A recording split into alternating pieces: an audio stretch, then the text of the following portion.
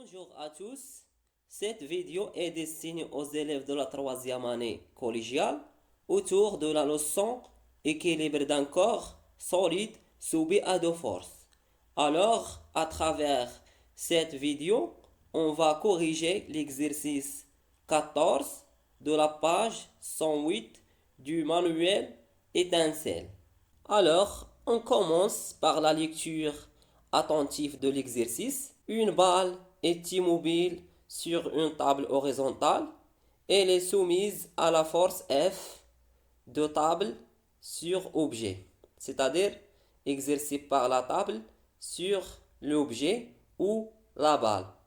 Voir la figure ci-dessous.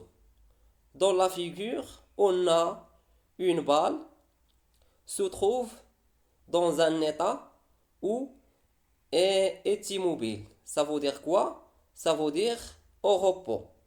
Et dans cette leçon, signifie que la balle est en équilibre. Et aussi, on a dans la figure la représentation en rouge de la force exercée par la table sur la balle. Question 1. Quelles sont les caractéristiques de l'autre force exercée sur la balle, sachant que son point d'application est le point G, comme indiqué dans la figure.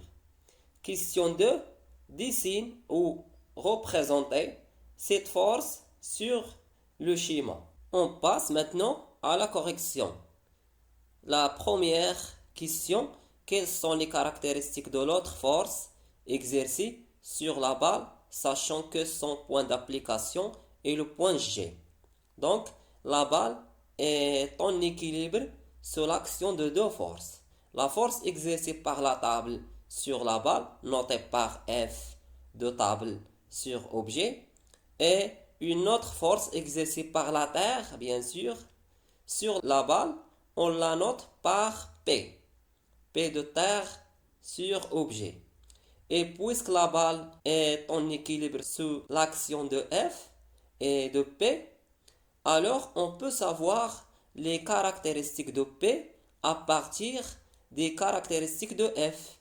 Et sachant que le point d'application de P est le point G, donc la force P appliquée ou exercée par la terre sur objet doit avoir la même droite d'action et un sens opposé et la même intensité que la force F de table sur objet.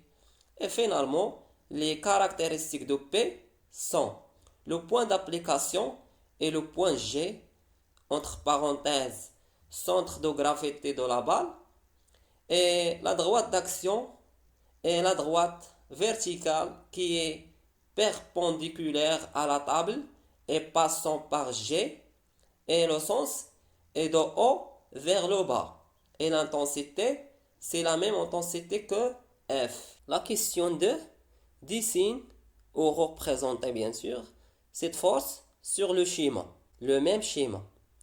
Donc, les deux vecteurs force ont la même direction, un sens opposé et la même longueur, car la balle est en équilibre. Et on a le point d'application de P, de terre sur objet, et le point G. Alors, on peut tracer le vecteur de la force P exercée par la terre, comme vous voyez en jaune dans la figure. Et finalement, je vous remercie de votre attention et à bientôt.